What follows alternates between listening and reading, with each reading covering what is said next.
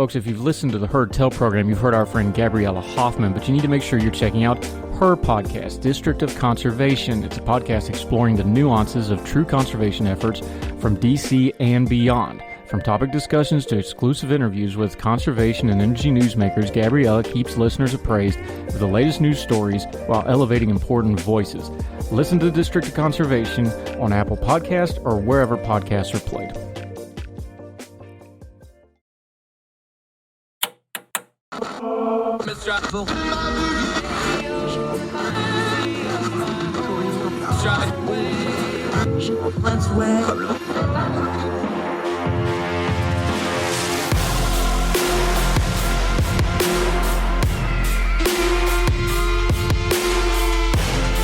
With your host, Andrew Donaldson. This is Heard Tell. Welcome to Heard Tell. It is Tuesday. It is August the 16th. Year of our Lord 2022 just continues to roll right along. Hope you and yours are well wherever you are across the street or around the world, and however you're joining us. Glad you're here. Appreciate you giving us the most precious thing, your time. We have some really important stuff we want to cover today. Try to turn down the noise of the news cycle a little bit, get to some information, do what we always do. Discern the times we live in. It's the most important thing we do to understand what's going on around us. A couple stories that need our attention. The Salman Rushdie attack over the weekend. We have an update on that, including Iran's response, since a lot of people automatically pointed their finger at him because, I don't know, they've only for decades called for him to be murdered, and they almost did it. So we'll have an update on the Salman Rushdie attack. Also, there's trouble down south in Mexico. AMLO, the Mexican president, is extending control over the National Guard, keeping it under his control, trying to fight the violence and the drug cartel war, but at the same time causing some problems of whether or not he has the power to do so. We'll cover that story in just a little bit. Our end of the show segment, we always try to do something uplifting. This is an incredible story that's been out in a couple different outlets. A student down in Texas who's from Haiti found a baby in a garbage can and is now raising it and raising money to adopt the child. We'll talk about that incredible story to end the program. Our guest today, this is an important one, folks. We talk about it frequently on this program. We're going to highlight it today. Finesse Moreno-Rivera. She is a wonderful advocate on criminal justice matters, and she has had a piece out talking about the war on drugs and who it affects most, why it disproportionately affects the Black community and other minorities. We're going to talk about how the business model of the war on drugs has overtaken the legal and law enforcement angle of the war on drugs.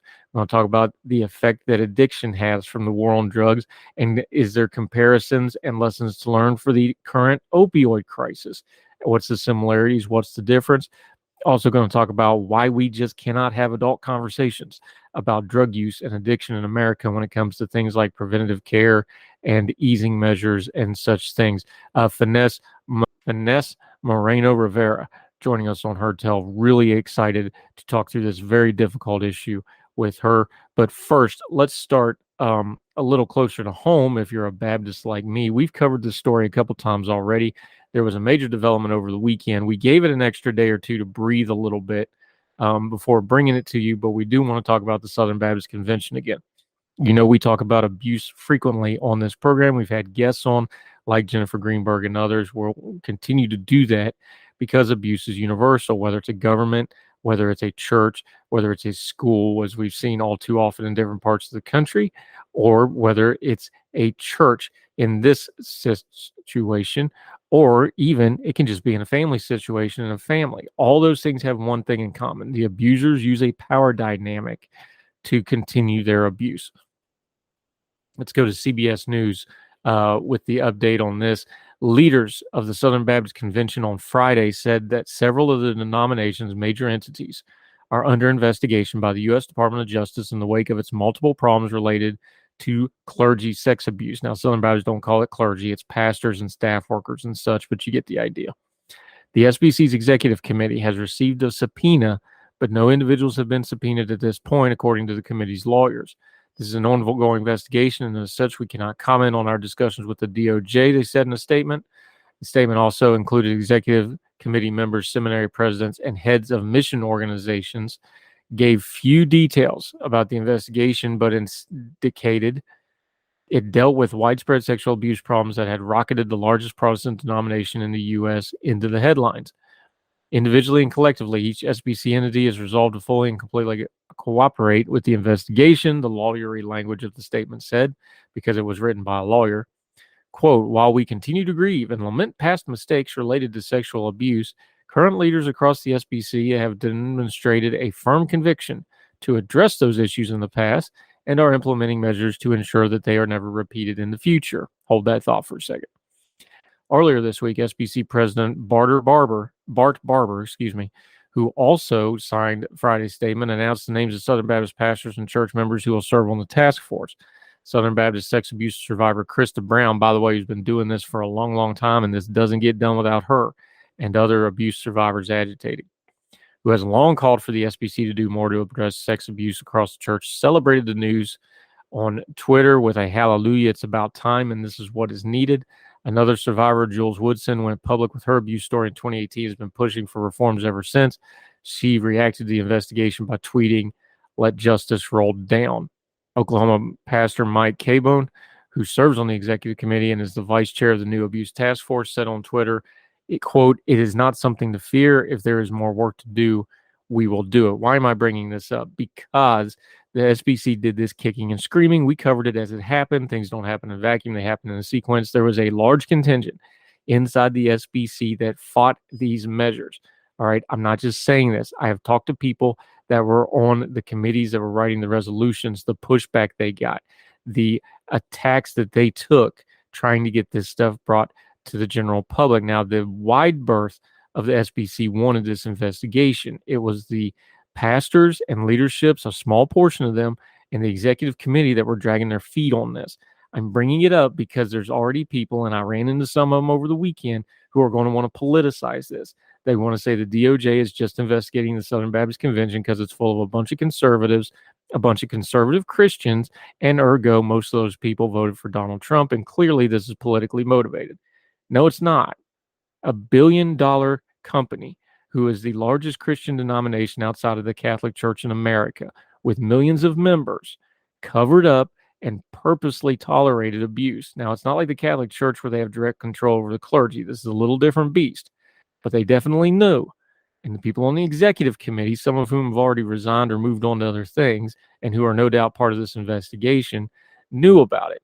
We know they knew about it because their priority was to protect the brand. What did we start out talking about? Power structures. You have a billion-dollar church denomination, and the money has to keep flowing, and the ministry, quote unquote, has to keep going, and we don't want things to look bad. That's a power structure that is just a magnet for abusers because they can use all that against their victims, and they can use things like this is politically motivated. They're just after a bunch of conservatives. You don't think the abusers are going to use that too? They will. Make sure you're on the right side of this when it shakes out, because when it comes to abuse and abuse victims, you don't want to be the one doing the justifying on why you did or said nothing. More Hertel right after this.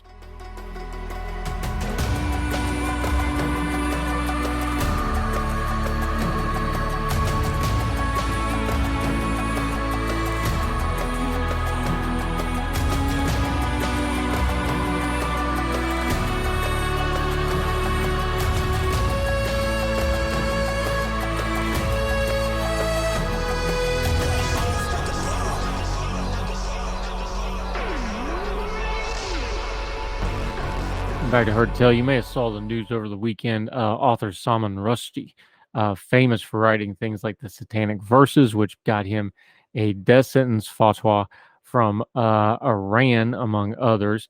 He has long been a target. Somebody finally got him. He was speaking up in New York. Somebody jumped on stage, stabbed him. Now, it does look like he's going to live. Reports are he was stabbed in the throat and abdomen, but they think he will live and recover. Now, his one son made a statement along the lines of these were life-changing injuries, but they do think he will live. In the meantime, what does this tell us? Well, NBC News here, Iran said Monday that Salman Rushdie and his supporters are to blame for the stabbing attack that left the famed author hospitalized with serious injuries. Of course they did. In its first public comments since the assault, Tehran denied any involvement, but sought to justify the attack, which has been celebrated on the front pages and in coverage across the country's media. Quote, "We do not consider anyone other than him and his supporters worthy of blame or even condemnation," Iran Foreign Ministry spokesman Nazar Kanani said. "No one has a right to accuse Iran. The insult that was done and the support that was given was an insult to all religions." No, it wasn't. The suspect, identified as 24-year-old Hadi Matar from New Jersey, pled not guilty. Initial police investigations found Matar expressed views sympathetic to the Islamic Revolutionary Guard on social media accounts. According to U.S. senior official familiar with the investigation, Matar flew from New York to Lebanon in 2018, returning to the U.S. via a flight from Moscow 3 weeks later. It's not hard to put the pieces together here, whether Iran directly told this guy to do it or not. They know, he knew, everybody knows the score here. Yes, Iran's responsible for this because they've wanted him dead for many, many years. I don't care if it was blasphemous or not. Speech is not violence. Violence is violence. And when you take a knife and try to kill somebody because of something they wrote decades ago, a rather mild book, by the way, then you're the violent one. And it's inexcusable. This should be easy to condemn. And yet there's some people waffling on this, having a hard time. Iran is an evil, wicked regime. Doesn't matter if their religion got blasphemed or not. They don't have an excuse to perpetrate violence against people. Our free speech must be defended, especially against violence, especially against people like the Iranian regime that is known to be wicked and supporters of terrorists and brutalizers of their own Iranian people. That's how that went down. Keep an eye. I hope Salman Rushdie recovers, and always keep an eye out for people who want to justify violence against speech. More Heard Tell right after this.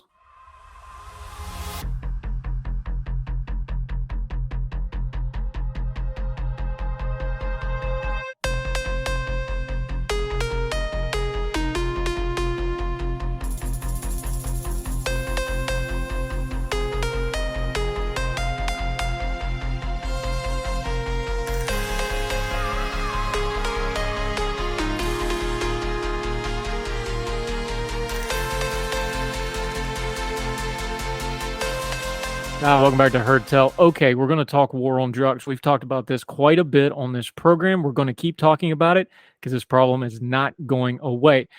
New voice to us on this topic, Finesse Moreno-Rivera, is joining us. She's a Young Voices contributor. She has a lot of background on this, both in the private sector and advising and working with authorities. Finesse, how are you? Thank you so much for joining us today. Great. Thank you so much for having me, Andrew. Here's where I want to start, because this is one of those things that has gotten really buzzwordy and trendy, and we talk about, oh, the war on drugs is bad. Okay, give us the historical perspective before we dive into this thing, because it's been going on for so long. You open up your piece in Blavity about Nixon in 71. I'm old enough to remember George the Elder Bush holding up crack cocaine on national TV in prime time. This has been going on for 50 plus years. I don't think people really put the historical term, how long we've been doing this. Set the stage for us before we dive into this. What is the war on drugs? Because this is, we talk about Afghanistan being 20 years. We're 50 years into this. Yes, it has been ongoing for quite some time now, for over 50 years, starting with Nixon. And this started with the Vietnam War, with our veterans who were addicted primarily with heroin. Unfortunately, as the years went on, one of Nixon's assistants did admit that the war on drugs was pretty much just a front in order for them to go after the African-American voters, as well as the so-called hipsters that were consuming marijuana. So this was just a way to really infiltrate those communities who were marginalized at the time. And amazingly enough, and this is going to be a theme as we talk about the war on drugs, the reaction to, oh, these veterans are coming home addicted to heroin and other things that they brought back from over there. You know, a lot of it was them self-medicating on top of everything else, but we'll get into that some other time. It wasn't, let's get these people treatment. It's, how do we punish this and make it go away? And that's the theme that keeps popping up over and over again. And when we talk about the war on drugs, outside of the addiction issues and the criminality, that's really the problem right there, isn't it? Absolutely, absolutely. What we have seen is that Nixon's war on drugs just really set a deadly precedent for incoming administrations since then. Unfortunately, when we think about the war on drugs, we immediately think about the anti-drug abuse policy in 1986, unfortunately spearheaded by Mr. Biden himself, looking at the sentencing disparity between crack cocaine and powder cocaine. Unfortunately, what we were seeing there was more of a knee-jerk reaction of it being punitive rather than helping these communities. And unfortunately, as we all know, that policy wasn't based on evidence or scientific methods whatsoever. There were also many studies that were proven false as well, looking at how crack cocaine was more dangerous than powder cocaine. And so what you were seeing, again, were the poor communities, such as Black communities, rather than white affluent communities who were being punished for their drug abuse. Yeah, and the accusation was, crack cocaine was just going to be the terminology we were going to use to talk about inner cities and minorities in the inner cities to the greater swath of America. That was the accusation. How much truth was there to that? It was absolutely false. Unfortunately, I like to compare the now to then, where we're seeing, this opioid epidemic. It's being named a crisis, where crack cocaine was looked at more as a problem and an actual crime. So unfortunately, what we were seeing was poor communities who weren't receiving the help that they actually needed and who were being labeled as criminals. Where's the stereotype come from? Aside from, of course, there's class and race involved here, and there's no way to unwind that ball. But why does addiction have such a stigma to it? Where's the stereotype come from, do you think? Because is it just the visual of it, of somebody destroying their own life and, well, they did it to themselves, that part of it? Is it all the other stuff, the socioeconomic and the racial and the class that's put on top of it? Because we sure don't seem to have a problem with, stockbrokers doing cocaine constantly, which is a known thing. That gets treated completely different. I know that's a big ball of mess, but where do we even start to attack it from? That's a really good question, Andrew, because the question to that is just definitely multifaceted. It's socioeconomic, it's also race.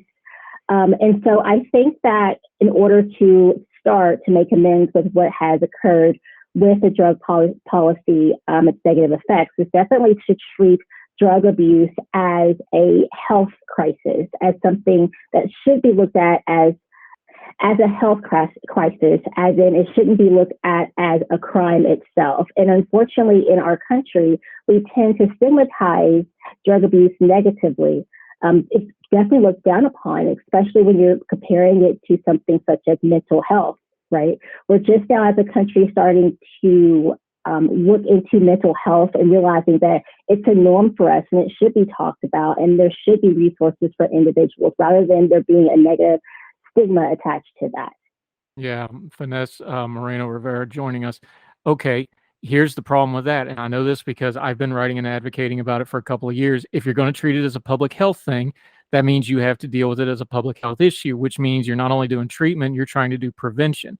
And every time somebody tries to do mitigation or prevention with drug abusers, they always get accused of, without exception, and I've seen it over and over again, and you have too, oh, you're just feeding the addicts by doing this. How do we have that conversation? Because every time you go to a municipality and go, hey, we have a harm reduction strategy, or hey, you can't take somebody from 0 to 60 on addiction, you have to give them this intermediate steps that are kind of icky. How do we have that conversation with this? Because when we start talking about the war on drugs overall, that intermediate step of we don't need to be punitive, we need to do this treatment stuff, that's where the sticky part of this really gets ugly. And we don't seem to be able to communicate not only with communities, but just with like government agencies and others, can we? No, we can't. And again, it goes back to that negative stigma for individuals where we are just so based as a culture and being punitive rather being looking at a way to help those individuals. So let's say, for example, looking at Biden's new package that he just put into play for harm reduction, we are having a lot of pushback from some of the states saying that it is condoning the use of drugs. However, they're not looking at the positives that come from harm reduction programs, such as looking at safe injection sites, looking at providing test strips that can indicate if there is a substance that has fentanyl. I think that a lot of individuals get lost with these harm reduction programs because they're not seeing the ultimate goal, which is to reduce drug overdoses in the U.S.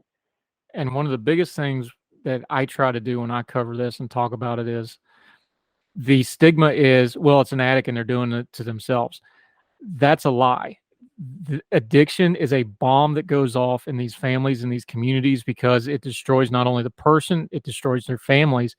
This puts enormous taxation on healthcare facilities, criminal justice facilities, the legal system, the court systems, the social service, especially in smaller communities or inner cities or places that are already strapped for resources. These are absolute bombs going off that cross a lot of streams of different things, and they're just almost impossible to deal with, aren't they? Yes, absolutely. And it's really hard for individuals to realize that this is definitely a community-oriented effort, and it takes a lot. It's a heavy lift because you have to have a lot of hands in the pot. You have to have, enough funding for sites. You have to have enough support from your policymakers, as well as those who are in the city, then the state, then on the federal level. And so although this is a heavy lift, I think that individuals tend to really give up and don't see that end goal, which is reducing the drug overdoses. And by also understanding that while we're curbing the drug overdoses, we're also preventing more deadlier drugs to come out on the street. For example, we have a new flood of drugs known as benzodope, which is effectively just benzos that are combined with fentanyl, heroin, or cocaine. And what this does is it gives the user an even higher chance of overdosing. And unfortunately, benzodope has been shown to is not affected by Narcan. Narcan cannot reverse overdoses for benzodope as of right now. So what we're seeing is that users aren't getting help. They continue to graduate to more harmful drugs, which then opens up even more opportunities for drug traffickers who can come up with different cutting agencies and make drugs even more dangerous. Yeah, and it's important what you just said because people are like, well, why is the overdoses spiking? One of the reasons they're overdosing and they're spiking and the death count has gone way, way up, even though the drug use hasn't gone up in a measurable same way. This new fentanyl, the benzodope you're talking about, these are not the drugs that we have been traditionally dealing with. This is a whole new beast, and even hardened drug users that their system is used for it, this stuff is just absolutely deadly, sometimes on the first take. This is very different than what we've been seeing over the past, isn't it? Yes, absolutely. What we're also seeing is now that fentanyl has our attention here in the U.S., again, we are seeing these drug traffickers who are able to find new ways to cut these drugs to make it cheaper, as well as easier to move. So they're always looking at the end of the day, their profit, how much money they can make. In addition, we're also having other individuals who, again, are making their own home labs, if you will, to create these drugs and then sell them. And the other problem with this, and we kind of already touched on it, but you mentioned it in your piece, I want to make sure we highlight it. The other parts that come with this, especially in Black communities, poverty-stricken communities, incarceration, STDs, mental health problems, then all the criminality comes in with that. There's no way to separate all that when you're dealing with drug use, especially when the drugs are getting more and more potent, which is going to affect these people more and more. Absolutely. You cannot disconnect the consequences of drug abuse within these communities. But then what also makes it worse is that they do not have the means to get the help that they need. So you're seeing more drug overdoses within the Black communities of color. Another thing that I would also like to note is that because of, I guess, the lower seat, if you will, that colored individuals are on when it comes to our social hierarchy ladder, they are more exposed to the supply chain being lower, which makes them more prone to be exposed to stronger drugs, just given the fact that they are going hand in hand with the drug dealers themselves who are on the street. Yeah. Finesse Moreno-Rivera joining us. We're going to take a quick break. When we come back, we're going to talk about some of the policy stuff like that that deal with the war on drugs. Trump, some of the stuff Biden's doing, just recently, didn't make a whole lot of headlines, but makes a whole lot of difference in how the war on drug is prosecuting. Then we're going to get into some solutions, hopefully. What can we do about a problem that seems nigh near unsolvable? Finesse Moreno-Rivera joining us on Heard Tell. More with her right after this.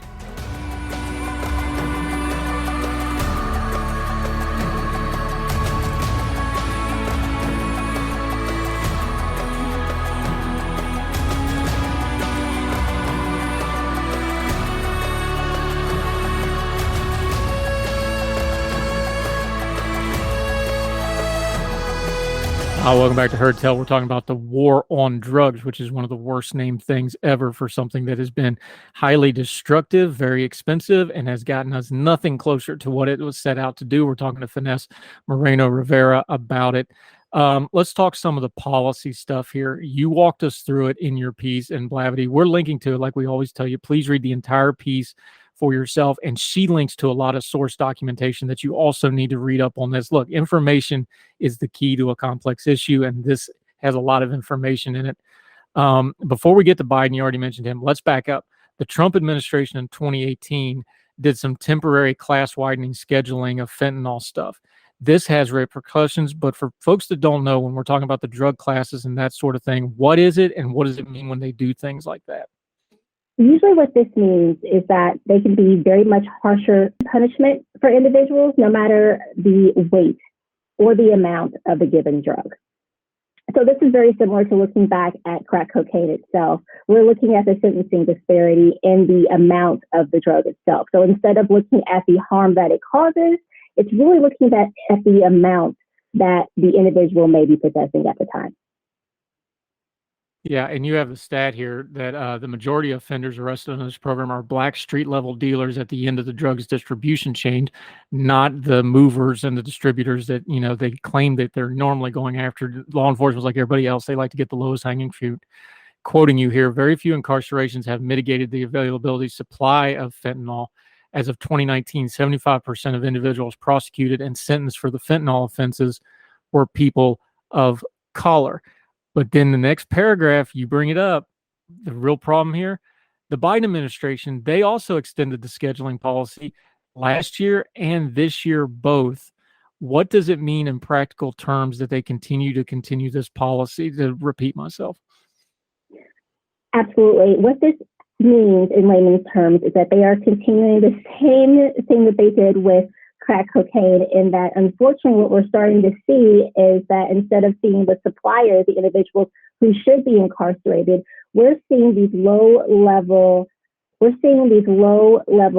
individuals who are providing the drugs, predominantly African American, going back into the jail and prison systems due to their involvement with fentanyl. This isn't ever, this is whack-a-mole. If all you're doing is hitting the street level stuff, and you've got the stats in your piece about how much of this comes through from overseas, how much of this goes through government-controlled points of access, they're not stopping this stuff. They're just getting the street level folks.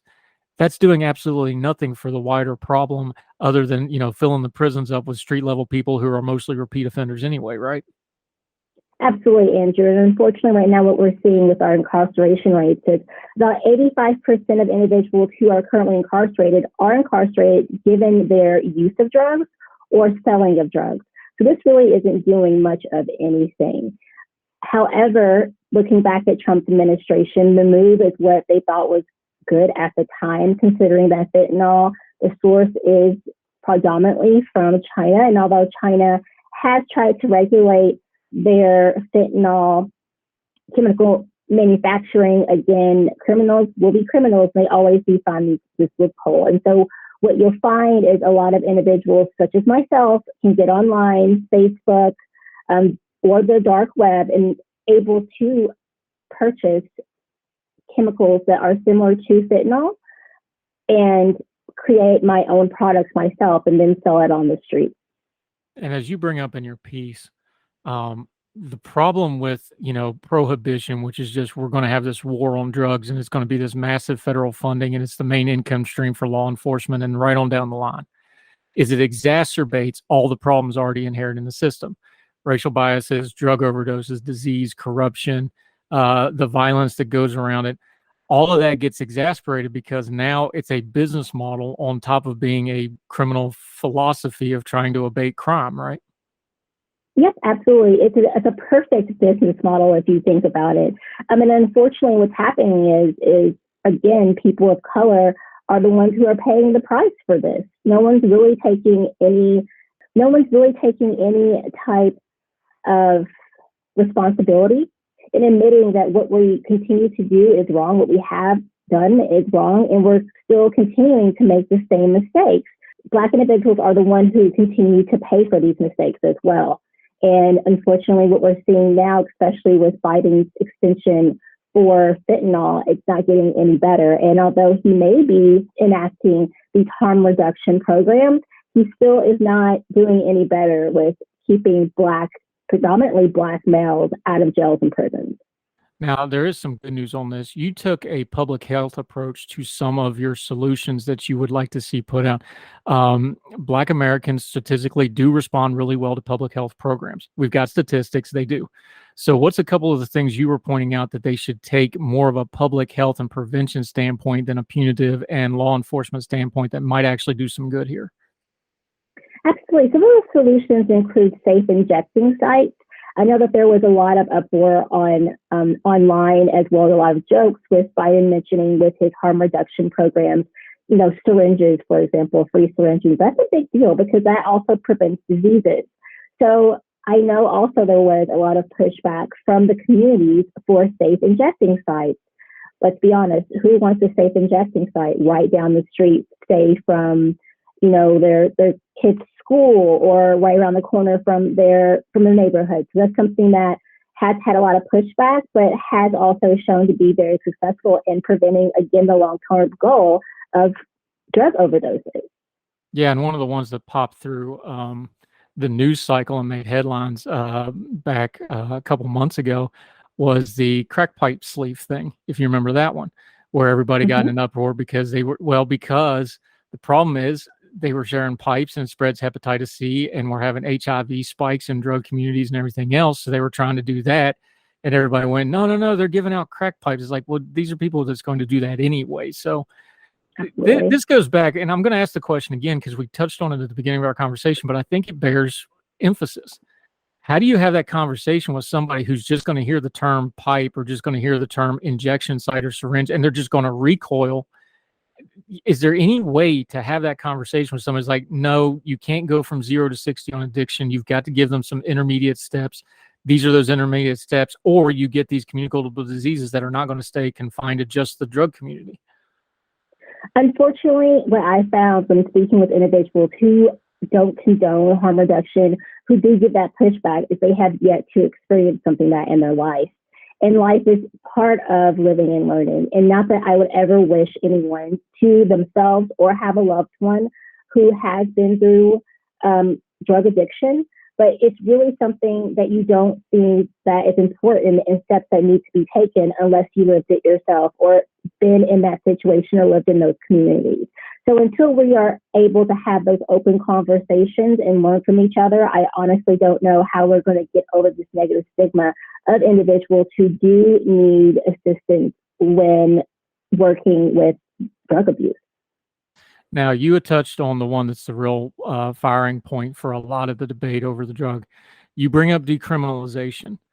Get into the nomenclature for me, because legalizing and decriminalization are two different things. So how are you using it, and define the term for folks so that they all know what we're talking about here? Absolutely. Thank you for bringing that up, Andrew. So there are different definitions for decriminalization, and a lot of different countries or even states, as I cited within the article for Oregon, define it in different ways. For myself, I would see decriminalization as non-punishable depending upon the amount of drug. And when I say decriminalization, I also mean decriminalizing, making legal, non-punishable, all drugs that we're seeing. I think it's also important to note, too, by doing so, we can really work on the racial bias that we're seeing. We can work on the diseases that are being spread. We can work on the corruption that's occurring. We can also work on taking away the power of these drug smugglers and drug traffickers themselves. We started out talking about the war on drugs and the history of it. We mentioned the opioid crisis.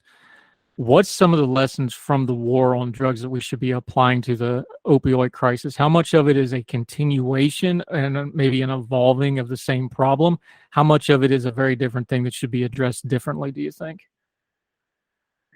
I think that the opioid crisis is something that should be addressed separately. And unfortunately, I see it being ongoing. There have been three waves in the opioid crisis. The first being, unfortunately, the abuse of prescription drugs, which was caused by overprescribing the opioids. Thank you, Purdue Pharma. Going on to second, given the fact that supply and demand was interrupted by this, the demand was high for opioids, but the supply wasn't there. So then you are seeing the second wave individuals shifting to heroin. And now in our third wave, which is even more deadlier, it's fentanyl, which is also, as I've already discussed, combined with cocaine, methamphetamine, heroin, which is also driving our drug overdoses. So unfortunately, we really have to take this opioid crisis completely different, because what we're seeing is that it's going in waves for us in this country. And as of right now, we are starting to shift primarily into a fourth wave, where I do believe that instead of being reliant upon opioids such that are plant-based in themselves, we're going to start seeing a lot more deaths, as we have already seen with fentanyl, that are man-made. I really do think that we're starting to make a move because of opioids into a more synthetic space for drug use. And that's just going to become even more deadlier for us. Yeah, it's going to be more deadly for the people, and it's going to be a whole lot harder to police, because now you don't need a supply chain. You can make this stuff in your sink. It's going to be a real big mess. Let's round this off this way. Finesse Moreno-Rivera joining us. How do we understand the federal government is a leviathan, and it's hard to get a hold of it for any good reason whatsoever. What can the average person do to start talking about this? I'm talking about on their social media. I'm talking about amongst their friends and family when these things come up, maybe in their communities when they're having, a community meeting about, we just had it in Parkersburg, West Virginia, where they shut down trying to get a rehab facility built, even though they badly need one because the residents freaked out. Stuff like that. How can people in a practical way, not buzzwords, not theory, not, the big things we talk about, just when they're talking to each other on Facebook or texting or whatever the case may be, that can move this conversation forward, that they can start mixing into their discussions of, hey, this is actually a problem that we all need to deal with, and we can do this, XYZ? I think it's really important for there to be open, conversation and discussion, similar to what you just said, Andrew, being able to be open and speaking with others. I think it's also very important that we continue to educate each other. A lot of times, again, thinking about a socioeconomic level, just really having those silos created, unfortunately really can hamper our conversations about things that may be affecting others more than ourselves. I think that just taking the time to also getting to know your community, getting to know your neighbor, paying attention to what's going on within your surroundings as well, because when you open your eyes, you're walking down streets, no matter if it's within a small town, with whether that's in a city, you can really tell the detriment that has occurred due to drug use, drug abuse. And so I think it's really time for us as a country to really open our eyes, be honest, take responsibility, and start making the movement to help these individuals in taking a more health avenue rather than taking a more punitive one. Yeah, and I always tell people when we talk about this, you've got to see this as a people problem first, not a policy problem. That's where this goes sideways first and foremost. Like, these are people, and you got to fix them like people, and people are complicated. You're not going to be able to, get a spreadsheet and get a solution and fix this thing. It's a people problem. Finesse Moreno-Rivera, outstanding stuff. Really hard topic.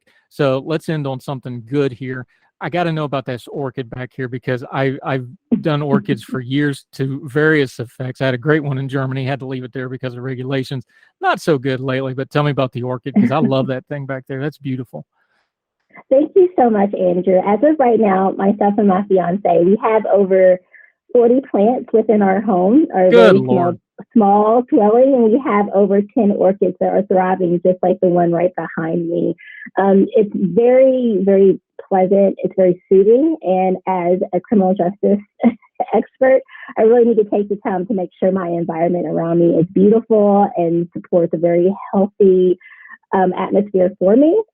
So I really enjoy having orchids, especially because they're beautiful and they're worth putting in the time for. I've got one on the other side of my desk that you can't see that I had to trim down. It's back down to the leaves, so I got to wait till it's spring to get anything off it. But yeah, all right. Well, you have an addiction to orchids, duly noted. We'll work up a piece for that. Finesse Moreno-Rivera, outstanding stuff today. Until we get you back on the show again, let folks know where they can keep up with you and what you have going on and how they can follow you until they hear from you again on Heard Tell. Absolutely. So I will continue to put out more of my work. As of right now, I'm working on something else, looking at mass incarceration, particularly looking at how we can humanize it as much as we possibly can. Obviously not as close to we can for Europe, but that's coming soon. As of right now, I'm also working on putting up Instagram.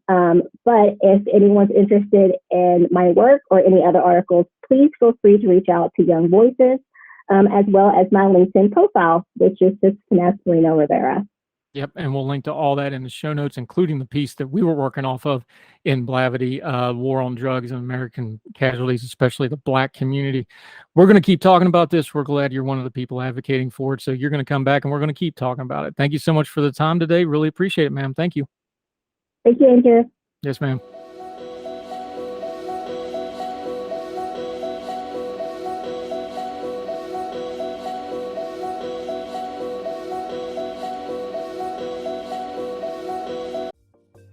Folks, if you've listened to the Heard Tell program, you've heard our friend Gabriella Hoffman, but you need to make sure you're checking out her podcast, District of Conservation. It's a podcast exploring the nuances of true conservation efforts from DC and beyond. From topic discussions to exclusive interviews with conservation and energy newsmakers, Gabriella keeps listeners appraised of the latest news stories while elevating important voices.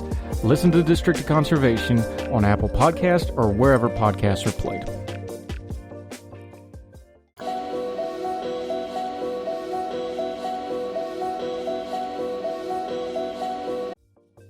Folks, if you've listened to the Heard Tell program, you've heard our friend Gabriella Hoffman, but you need to make sure you're checking out her podcast, District of Conservation. It's a podcast exploring the nuances of true conservation efforts from DC and beyond. From topic discussions to exclusive interviews with conservation and energy newsmakers, Gabriella keeps listeners appraised of the latest news stories while elevating important voices.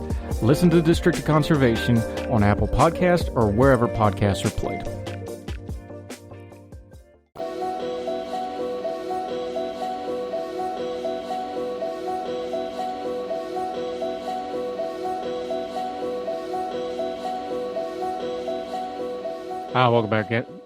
Welcome back to Heard Tell. I'm Andrew Donaldson. Thank you for sticking with us. There's trouble down south. Let's go to the AP, Mexico City. Mexico's president has begun exploring plans to sidestep Congress to hand formal control of the National Guard to the Army, a move that could lead to extending the military's control over policing in a country with high levels of violence. That has raised concerns because President Andrés Manuel López Obrador, AMLO for short, won approval for creating the force in 2019 by pledging in the Constitution that it would be under nominal civilian control and that the Army would be off the streets by 2024. Neither the National Guard nor the military have been able to lower the insecurity in the country.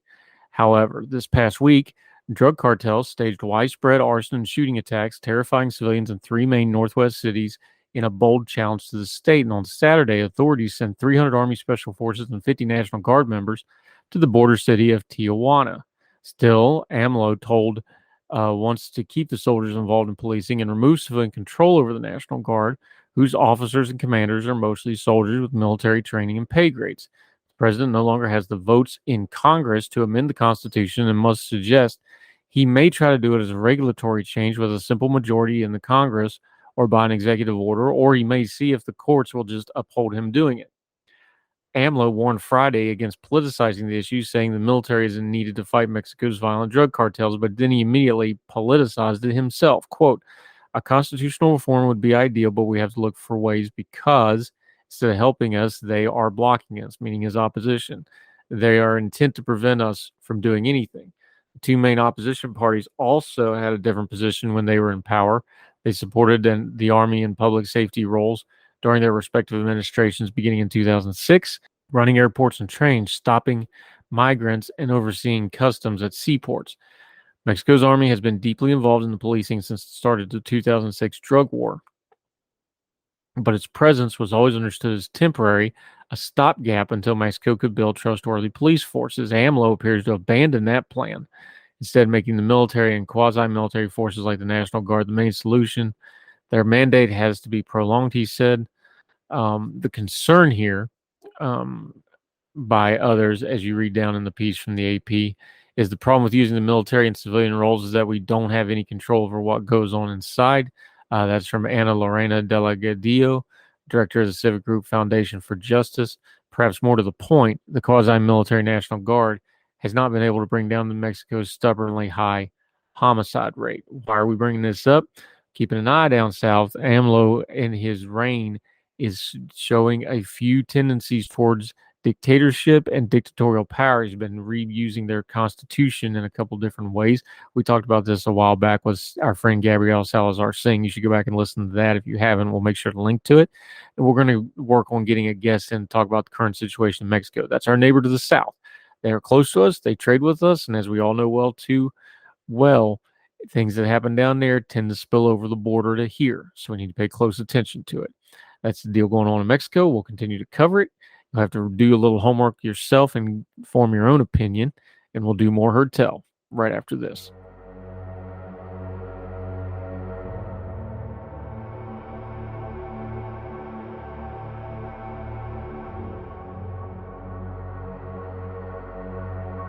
Vacation starts with VA. One thing you'll love about your trip to Virginia is that you'll never have to settle for one thing. All that you love is all in one trip. Start yours at virginia.org.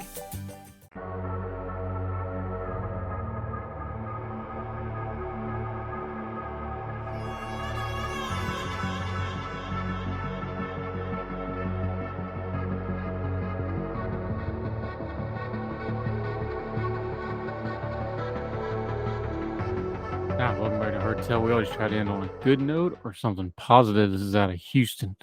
27-year-old Texas student came to fatherhood in an astonishing way. Jimmy Amazol discovered a screaming 4-month-old infant lying in the trash bin in his home country of Haiti, where he was visiting. According to the Mirror, Emilio Angel Jeremiah's body was overwhelmed. Other people stood around and refused to take immediate action. Everyone was just staring at him. Not a single soul wanted to help, Amazol said.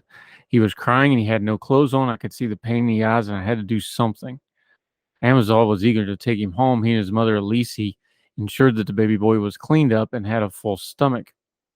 The young man had long helped the unfortunate. The Daily Mail reports that the communications and elections media student at Texas State University brought gifts for the children at an orphanage where he used to be a volunteer. During this short period of time, police investigated into Jeremiah's family but had no luck. Amazol jumped at the opportunity to require legal guardianship before naming the child Emilio Angel Jeremiah. To date, Amazol travels frequently between Texas and Gonalves, Haiti, where his mother is currently taking care of the little one. When I was asked to raise him, I stayed awake for days, tossing and turning, trying to make a decision. I was already behind on my university fees. My family had always struggled to make ends meet. He continued, but I didn't have a dad growing up, and that poor child was facing the same thing, a lifetime of instability and uncertainty. Something inside me was telling me that this had happened for a reason. So I took a leap of faith. Sometimes you don't have to know what you're doing. You just have to be ready to do it. Amazon needs to raise a certain amount of money for the adoption process, and he has started a fund to do so. It's been an incredible journey watching him grow and has been rewarding. I'm so very proud of him, he said, according to the Mirror. I had to do what I had to do when no one else wanted to do it, and I'm so grateful for the past 4.5 years. Great story. Good on him. We'll link to it in the show notes if you want to know more about him. They'll do it on Heard Tell. Appreciate you watching on YouTube or listening on any of the podcasting platforms. Thrilled to have you with us. However you're joining us, just quick reminder, if you would, however you're watching or listening, make sure you're subscribing and make sure you leave a comment and a rating if you have an option to do so. It's really important for a couple of reasons. One is it lets people know about our program. Two is it helps us track who is and isn't watching and listening to the program. You can also get a hold of us directly. HeardTellShow@gmail.com. HeardTellShow Gmail at the Twitter. We would love to hear from you. Also, the new podcast, Deep Dive into CPAC, is up. Got it up over the weekend. I've had tremendous response to it. Really good firsthand information on the story. Was the headlines matching what was going on, and some stuff that was going on the headlines didn't catch up to the national audience. Our friend Chris Schlock is our guest on that. Make sure you do not miss that. Thrilled to carry programs like what we did today. We're going to keep doing it as long as you keep listening. So wherever you are, across the street or around the world, we hope you're well. We hope you are well fed, and we will talk to you again soon on the next Heard Tell. All the music on Heard Tell is provided under a Creative Content license from monstercat.com.